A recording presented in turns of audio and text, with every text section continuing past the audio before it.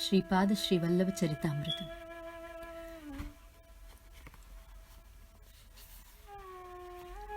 जय साईराम। श्रीपाद राजम शरणम प्रपत्ति। अध्याय 1। श्री गुरुदेव दत्त। श्री व्याघ्रेश्वर शर्मा की कहानी। श्री महागणपति, श्री महासरस्वती, श्री कृष्ण भगवान, संपूर्ण चराचरवासी देवी देवता और सभी गुरु परंपरा के चरणों में नमस्कार कर श्री अनंत कोटि ब्रह्मांड नायक दत्त प्रभु के कलयुग के अवतार श्रीपाद श्रीवल्लभ स्वामी की लीला का वर्णन करने का मैंने संकल्प लिया है। अनसूया अत्रिनंदन भगवान श्री दत्तात्रेय आंध्र प्रदेश के पीटिकापुरम गांव में श्रीपाद श्रीवल्लभ नाम से अवतरित हुए। उनके दिव्य चरित्र का सुयोग्य वर्णन करना अनेकों पंडित और विद्वानों को संभव नहीं हुआ। मैं यह करने का जो प्रयास कर रहा हूँ वह केवल आप जैसे श्रेष्ठ एवं विद्वान श्रोताओं के आशीर्वाद की वजह से। मैं शंकर भट्ट, देशस्थ कर्नाटकी स्मर्त ब्राह्मण। मेरा जन्म भरद्वाज गोत्र में हुआ। मैं जब श्री कृष्ण दर्शन के लिए उडुपी तीर्थ स्थान गया तब वहाँ नयन मनोहरी मोर मुकुटधारी कृष्ण ने मुझे मंत्रमुक्त कर दिया। उन्होंने मुझे कन्याकुमारी जाकर कान्यका परमेश्वरी के दर्शन करने की आज्ञा की। तदनुसार मैंने वहां जाकर त्रिवेणी सागर में स्नान कर श्री कान्यका देवी के दर्शन के लिए मंदिर का दर्शन किए। मंदिर का पुजारी अतिशय भक्ति भाव से देवी की पूजा कर रहा था।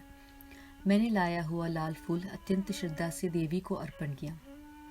देवी अम्बा अतिशय स्नेहयुक्त नजरों से मेरी ओर देख रही है, ऐसा मुझे महसूस हुआ। वह कह रही थी, शंकर, तुम्हारे अंतःकरण के भक्ति भाव से मैं प्रसन्न हूँ। और उन्होंने कहा कि कुरवापुर क्षेत्र जाकर श्रीपाद श्रीवल्लभ स्वामी के दर्शन पाकर अपना जीवन सार्थक कर लो। उनके दर्शन से मन और अंतरात्मा को जो आनंद की अनुभूति होती है वह अवर्णनीय है। अम्बा माता का आशीर्वाद लेकर मैंने यात्रा आरंभ की। मैं थोड़ी दूरी पर स्थित मरुत्वमलय गांव में पहुंचा। जब राम रावण युद्ध में लक्ष्मण जी इंद्रजीत के शक्ति प्रहार से अचेतन हुए तब श्री हनुमान जी संजीवनी बूटी के लिए द्रोणगिरी पर्वत उठा लाए। संजीवनी बूटी के प्रयोग से लक्ष्मण जी को चैतन्यावस्था की प्राप्ति के बाद हनुमान जी वह पर्वत लौटाने के लिए जा रहे थे तब उस पर्वत का एक बड़ा भाग यहाँ गिर गया। उसी का नाम मरुत्वमलय पड़ा। यह स्थान अतिशय रम्य है। इस पर्वत में अनेक गुफाएं हैं। इसमें अनेक सिद्ध पुरुष गुप्त रूप से तपश्चर्या किया करते हैं। मैंने सारी गुफाओं का दर्शन करना शुरू किया। एक गुफा के अंदर जब मैं गया वहाँ एक बाघ शांत बैठा हुआ था। उसे देखते ही मैं कांपने लगा और डरकर श्रीपाद श्रीवल्लभ कहकर खूब जोर से पुकारा। उस निर्जन जंगल में मेरी पुकारने की गूंज उतनी ही बड़ी आवाज में सुनाई दी। उसे सुनकर एक वृद्ध तपस्वी गुफा से बाहर आए और बोले, अरे भाई, तुम धन्य हो। इस वन में श्रीपाद श्रीवल्लभ के नाम की प्रतिध्वनि आई। श्री दत्त प्रभु ने कलयुग में श्रीपाद श्रीवल्लभ नाम से अवतार लिया है। ये केवल योगी, ज्ञानी और परमहंसों को ही ज्ञात है। तुम भाग्यवान हो, इसीलिए इस पुण्य स्थल में आ पाए। तुम्हारी सभी कामनाएं पूर्ण होंगी। तुम्हें श्रीपाद श्रीवल्लभ के दर्शन का लाभ होगा। इस गुफा के मुख पर बैठा हुआ बाघ एक ज्ञानी महात्मा है। उन्हें नमस्कार करो। मैंने अत्यंत विनम्रता से उस बाघ को नमस्कार किया। उस बाघ ने तुरंत ओमकार का उच्चारण किया। उस आवाज से सारा मरुत्वमलय गूंज उठा। उसके बाद उस बाघ ने श्रीपाद राजम शरणम प्रपत्ये ऐसा सुस्वर में कहा। उसी समय एक चमत्कार हुआ। उस बाघ की जगह एक दिव्य कांतियुक्त पुरुष प्रकट हुआ। उस पुरुष ने उस वृद्ध तपस्वी को साष्टांग दंडवत किया और वह तुरंत आकाश मार्ग से चला गया। वे वृद्ध तपस्वी मुझे अत्यंत आग्रह से अपनी गुफा में ले गए। गुफा में जाकर केवल संकल्प मात्र से ही उन्होंने अग्नि प्रज्वलित की। उस यज्ञ में लगाने वाली हवन सामग्री और मधुर फलों की निर्मित की। वैदिक मंत्रोच्चार से इस अग्नि में उन्होंने आहुति दी। वे वृद्ध तपस्वी कहने लगे, इस कलयुग में यज्ञ, याग, सत्कर्म सभी लुप्त हो गए हैं। पंचभूतात्मक सृष्टि से सभी लाभ लेकर भी उन्हें देवताओं का विस्मरण करना यही मानव धर्म हो गया है। देवताओं को प्राप्त करने के लिए यज्ञ द्वारा उन्हें संतुष्ट करना चाहिए।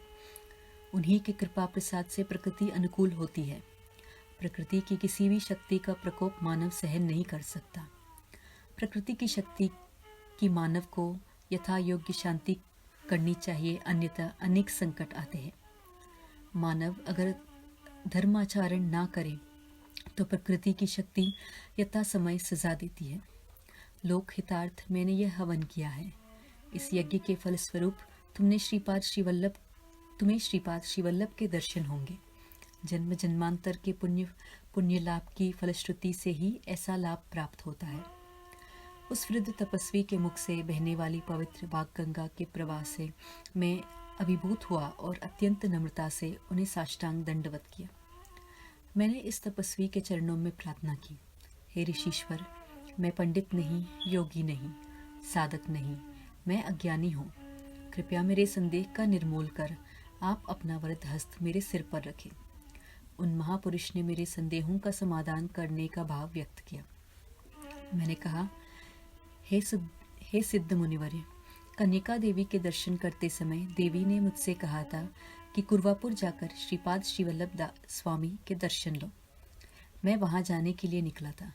रास्ते में आपके और व्याघ्र रूप महात्मा जी के दर्शन हुए। वे कौन थे? दत्त प्रभु कौन है? इस बारे में विस्तार से बताइए। तब उस वृद्ध तपस्वी ने कहना शुरू किया।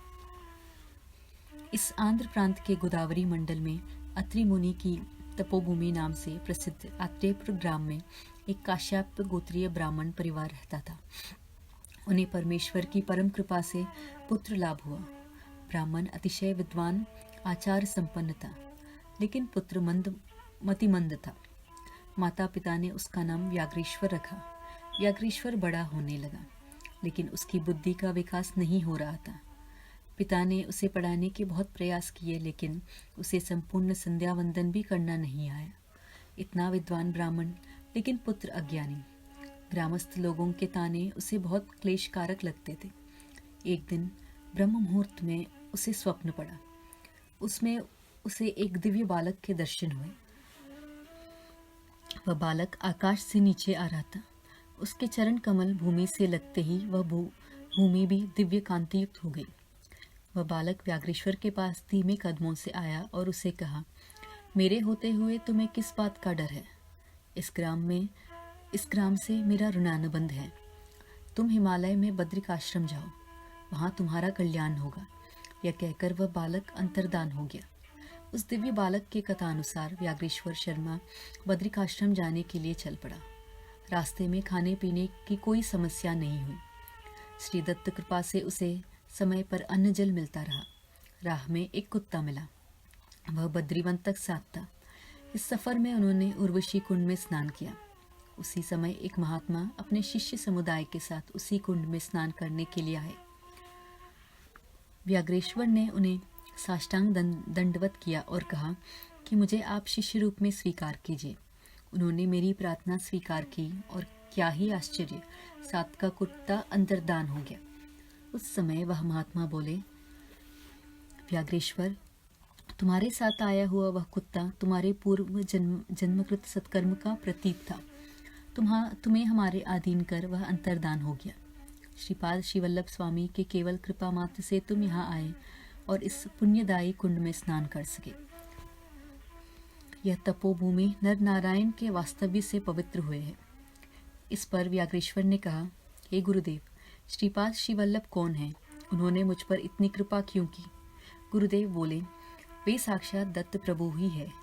त्रेता युग में भरद्वाज महर्षि ने सवित्री काटक चयन नामक एक महायज्ञ श्री क्षेत्र पिटिकापुरम में संपन्न किया था। इस प्रसंग में उन्होंने शिव पार्वती को बुलाया था। उस समय भगवान शिव ने उन्हें आशीर्वाद दिया था कि आपके कुल में अनेक महात्मा, सिद्ध पुरुष, योगी पुरुष अवतार लेंगे। अनेक जन्मों के पुण्य कर्म से दत्त भक्ति का प्रादुर्भाव होता है और वह लगातार बढ़ने से श्रीपाद श्री वल्लभ स्वामी के दर्शन होते हैं। उनके चरण स्पर्श संभाषण का भाग्य प्राप्त होता है। हे व्याघ्रेश्वर, तुम पर स्वामी की कृपा है। मैं अब अपने गुरुदेव के दर्शन के लिए जा रहा हूँ। लौटकर 1 साल बाद आऊँगा। तुम अपनी गुफा में आत्मज्ञान प्राप्ति के लिए तपश्चर्या करो। यह कहकर गुरुदेव द्रोणगिरी पर्वत की ओर चले गए। व्याघ्रेश्वर गुफा में ध्यान करने लगा, लेकिन उसका पूरा ध्यान व्याघ्र रूप की ओर ही रहता था। इसका परिणाम यह हुआ कि उसे उसकी इच्छानुसार बाघ का रूप ही प्राप्त हुआ। 1 साल का समय पूरा हुआ। गुरुदेव यात्रा कर लौट आए। उन्होंने सभी गुफाएं देखी। प्रत्येक शिष्य की 1 साल में क्या प्रगति हुई, यह अनुमान वह लगा रहे थे। वे एक गुफा में गए। वहां उन्हें एक बाघ ध्यानस्थ दिखाई दिया। उन्हें बड़ा आश्चर्य हुआ। उन्होंने अत्यंत अंतर्भाव से पहचान लिया कि वह बाघ ही व्याघ्रेश्वर है। बाघ रूप का लगातार ध्यान करने से ही उसे बाघ का रूप मिला है, यह वे समझ गए। उन्होंने उसे आशीर्वाद देकर ओमकार का मंत्र पढ़ाया और श्रीपाद राजम शरणम प्रपत्ये यह मंत्र जपने के लिए कहा। गुरु आज्ञा के अनुसार व्याघ्रेश्वर उसी रूप में मंत्र जाप करने लगा। बाघ के रूप में ही वह कुरवापुर चल दिया। यथा समय वह कुरवापुर ग्राम के पास आ पहुंचा। बीच में कृष्णा नदी बह रही थी। वह इस पार बैठकर श्रीपाद राजम शरणम प्रपत्ये इस मंत्र का जाप करने लगा। श्रीपाद श्री वल्लभ अपने शिष्यों के साथ कुरवापुर ग्राम में बैठे थे। वे तुरंत उठे और मेरा परम भक्त मुझे पुकार रहा है, ऐसा कहकर नदी के उस पार जाने के लिए चल पड़े। पानी पर चलते समय उनके चरण कमलों के चिन्ह पानी पर प्रकट हो रहे थे, जो अत्यंत सुंदर दिख रहे थे। स्वामी के इस पार आते ही व्याघ्रेश्वर ने भक्तिभाव से नमस्कार किया। स्वामी ने बड़े आनंद से उस बाघ के सिर को सहलाया और उस पर सवार होकर पानी पर से ही वह कुरवापुर पहुंचे। बाघ पर बैठकर आते हुए देखकर सभी को बड़ा अचंभा हुआ। बाघ से उतरते ही उस बाघ के शरीर से एक दिव्य पुरुष बाहर आया। उसने अपनी देह का व्याघ्राजिन स्वामी को आसन हेतु देकर उसे स्वीकार करने की प्रार्थना की। वह स्वामी के चरणों में अत्यंत नम्रता और भक्तिभाव से नतमस्तक हो गया। उसके अष्टभाव जागृत हुए। प्रेम भाव से स्वामी के चरणों को अपने नेत्रों के जल से अभिषिक्त किया। अतिशय प्रेम भाव से स्वामी ने उसे उठाया और कहा, हे व्याघ्रेश्वर, तुम एक जन्म में अत्यंत बलवान मल्ल थे। तब तुम बाघों से युद्ध करते थे और उन्हें दुष्टतापूर्वक व्यवहार किया करते थे। उन्हें समय पर अन्न पानी भी नहीं दिया करते थे। उन्हें सांकाल से बांधकर प्रदर्शन के लिए रखते थे। उस दुष्कर्म की वजह से तुम्हें अनेक नीच जीवताओं की योनि में जन्म लेना पड़ता था, लेकिन मेरे अनुग्रह की वजह से तुम्हारे सारे दुष्कर्मों का परिहार हुआ है।